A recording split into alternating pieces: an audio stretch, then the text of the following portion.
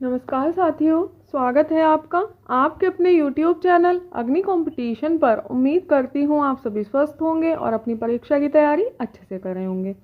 मैं पिछले 2 दिन से वीडियो नहीं लेकर आ पाई क्योंकि मुझे टाइम नहीं मिला, लेकिन क्या है कि मैं आप कोशिश करूँगी कि डेली आपको वीडियो प्रोवाइड करवा दूँ, क्योंकि आप लोग मेरे से बार बार बोल रहे हैं कि जिस तरीके से मैंने हिंदी का प्रीवियस क्वेश्चंस और सब मिलाकर एक सिलेबस तैयार किया है, जो कॉमन टॉपिक्स हैं या जो इंपॉर्टेंट टॉपिक्स हैं, इसी तरीके से सब्जेक्ट वाइज मैं आपको सारे टॉपिक्स और सारे ही मतलब हर सब्जेक्ट के अकॉर्डिंग इंपॉर्टेंट सिलेबस दे दूँगी। ठीक है, तो आज मैं लेकर आई हूँ इलाहाबाद हाईकोर्ट स्टेनो और जूनियर असिस्टेंट, ग्रुप डी और ड्राइवर, चारों के लिए ही मैं सिलेबस लेकर आ रही हूँ, क्योंकि ऐसा कुछ कंपलसरी नहीं है कि अगर कोई एक टॉपिक इस स्टेनो में आया है तो वो दूसरा टॉपिक वही सेम टॉपिक ड्राइवर में या ग्रुप डी में या फिर ग्रुप सी में नहीं आ सकता, क्योंकि इन लोगों ने कोई सिलेबस डिफाइन नहीं किया है। केवल ये बताया कि ये सब्जेक्ट इतने मार्क्स का आना है और सब में सेम ही क्राइटेरिया रखा हुआ है मार्क्स का।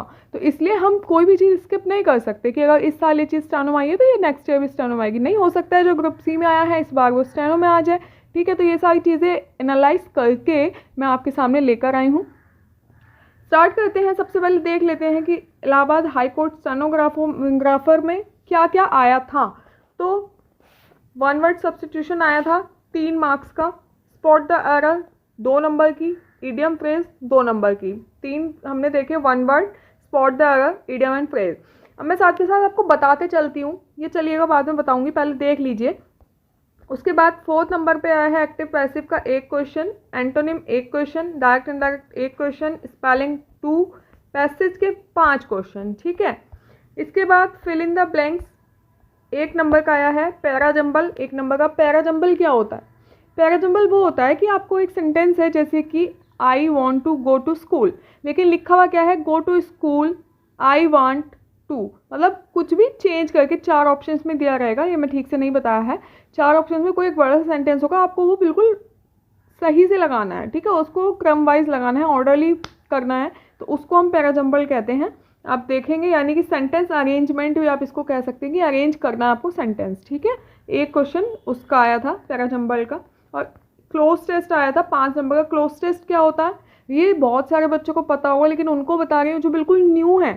ठीक है, वो लोग को नहीं पता चलेगा क्लोज टेस्ट क्या है। तो क्लोज टेस्ट क्या है? एक पैराग्राफ होता है, उस पैराग्राफ में से आपको मिसिंग रहती है 4-5 फिल इन द ब्लैंक्स रहते हैं। तो उन 4-5 फिल इन द ब्लैंक्स जो उसमें रहते हैं, पैराग्राफ को पढ़कर उसके अकॉर्डिंग उन फिल इन द ब्लैंक्स में क्या फिल करना है आपको, वो आपको ऑप्शन से लेके फिल करना होता है। That is called cloze test.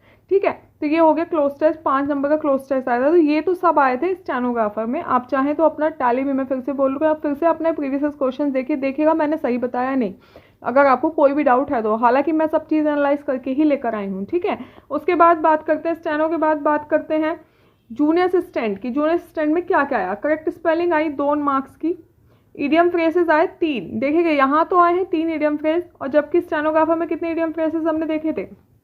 उसमें आए थे 2। तो ऐसा कुछ नहीं है कि अगर स्टेनो में 2 इडियम फ्रेज आए तो 2 ही मार्क्स आएंगे, नहीं, ऐसा हो सकता है इस बार 3 आ जाए, है ना। पिछली बार 2 आए थे, इस बार 3 आ जाए, इस बार जूनियर असिस्टेंट में केवल 1 ही आए, लेकिन हमें पढ़ना तो पड़ेगा। तो टॉपिक तो हो गया हमारा पढ़ने के लिए। ठीक है, इडियम फ्रेज हो गया 3 मार्क्स का, fill in the blanks 3 marks के हो गए, 1 वर्ड सब्स्टिट्यूशन 1, डायरेक्ट इनडायरेक्ट आएगा, एक आया था 1 मार्क का।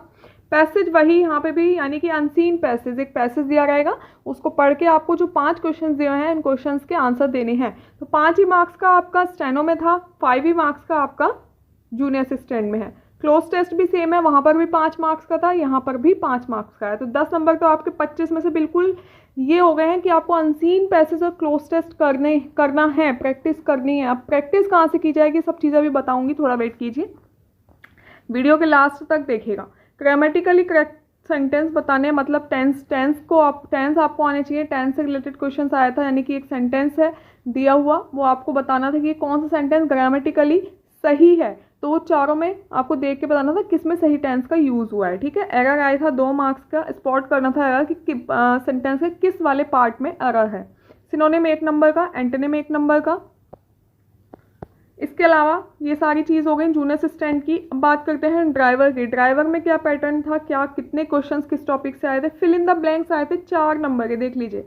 ड्राइवर में आए हैं 4 नंबर के फिल इन द ब्लैंक्स। हालांकि आए स्टेनो और जूनियर असिस्टेंट में भी है, लेकिन यहाँ पर 4 नंबर के आ गए, डायरेक्ट एंड डायरेक्ट वही 1 नंबर का है। ग्रामेटिकली करेक्ट सेंटेंस 2 नंबर के आए थे, एरर फिर से 1 नंबर की आई है, और देखेगा एरर 1 नंबर की। पैसेज यहाँ पर भी 5 नंबर का है, क्लोज टेस्ट यहाँ पे 4 नंबर का था। मतलब वही है, क्लोज टेस्ट और पैसेज तो आपको छोड़ना ही नहीं है। अगर आप ये कर लेते हैं तो आपकी बहुत बढ़िया नंबर आ सकते हैं इंग्लिश में, ठीक है। इसके अलावा मैं बताऊंगी आपको क्या क्या करना है। पहले स्पेलिंग 2 नंबर की आई थी, करेक्टली स्पेल्ड बताना था कि इन 4 स्पेलिंग थी, इनमें से कौन सी स्पेलिंग सही है, ठीक है। इडियम फ्रेज 3 नंबर के यहाँ पर भी आए थे, 1 वर्ड सब्स्टिट्यूशन 2 नंबर के यहाँ पर भी आए थे। नेक्स्ट पहुँच जाते हैं, प्रीवियस क्वेश्चन हैं किसके अब या कितने मैंने जो एनालाइज किया है, प्री और mains Allahabad high court group D में, मेंस में और प्री में दोनों में देख लेते हैं। क्लोज टेस्ट दोनों में ही 5-5 नंबर का आया, प्री में भी मेंस में भी। एंटोनिम 2 नंबर के आए थे प्री में, लेकिन मेंस में एंटोनिम नहीं था। Fill in the blanks 1 number का था, लेकिन यहाँ मेंस में फिल इन द ब्लैंक्स कितने 3 नंबर के हो गए थे। मतलब जो टॉपिक प्री में आए वो टॉपिक मेंस में भी आए हैं, लेकिन क्या है, नंबर का वेरिएशन हो गया है, ठीक है।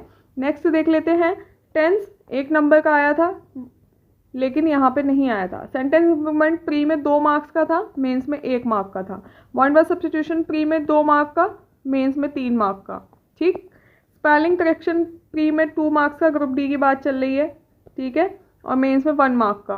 पैसेज देखिएगा दोनों में 5-5 मार्क्स के हैं। पैसेज के यानी कि अनसीन पैसेज तो आपने अभी तक देखा स्टेनो में, ग्रुप सी में, ठीक है, ड्राइवर में, और अब ग्रुप डी का प्री और मेन सब में। मतलब अनसीन पैसेज 5 नंबर आपके आए हैं हर बार।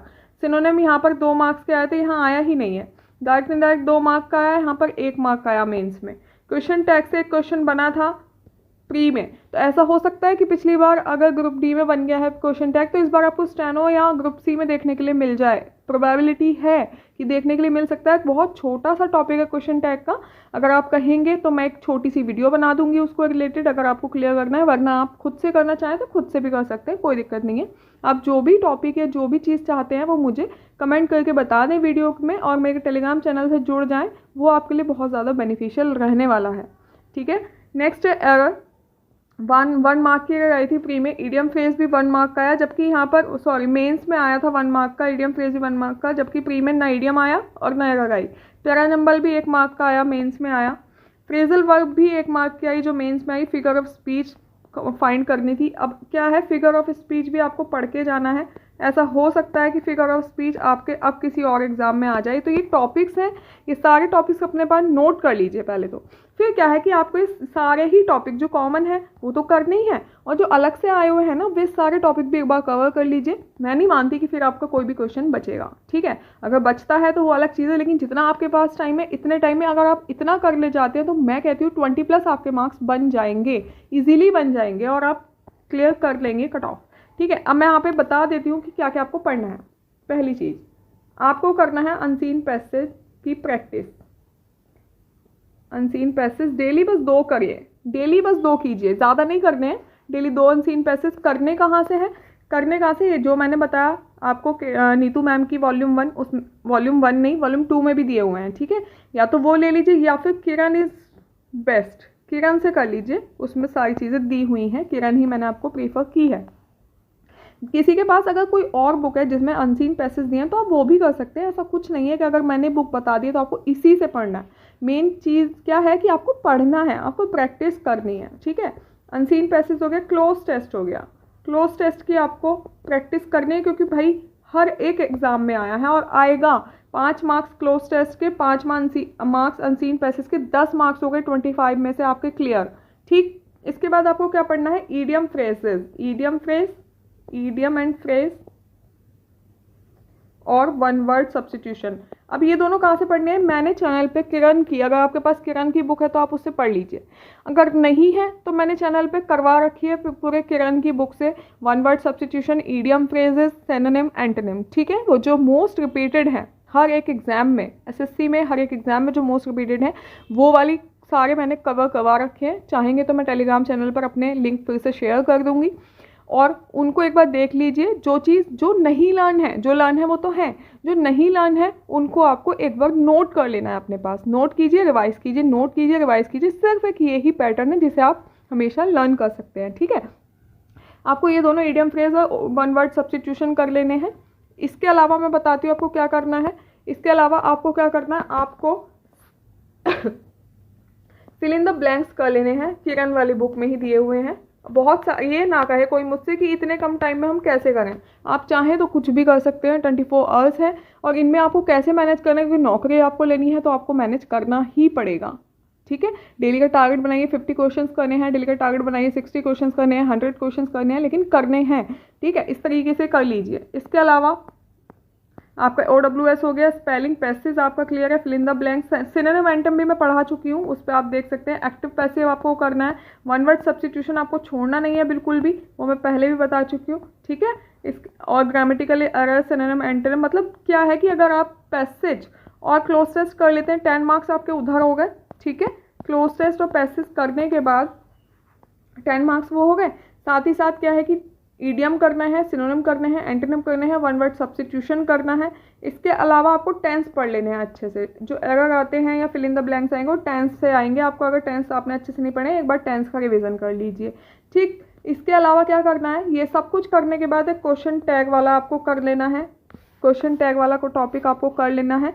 इसके अलावा जो भी मैंने आपको ये चारों, ये मैंने इंपॉर्टेंट चीज़ें बता दी हैं, एक्टिव एंड पैसिव वॉइस,